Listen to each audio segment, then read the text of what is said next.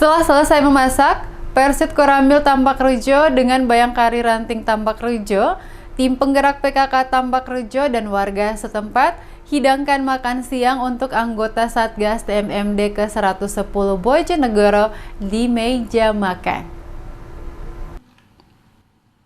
Minggu siang, tampak sayuk bebarengan anggota Persit Koramil Tambak Rejo dengan Bayangkari Ranting Tambak Rejo, tim penggerak PKK Tambak Rejo dan warga memasak makanan bersama untuk anggota Satgas. Usai memasak, mak-mak bersama menghidangkan makanan ke ruang tempat biasa para anggota Satgas makan.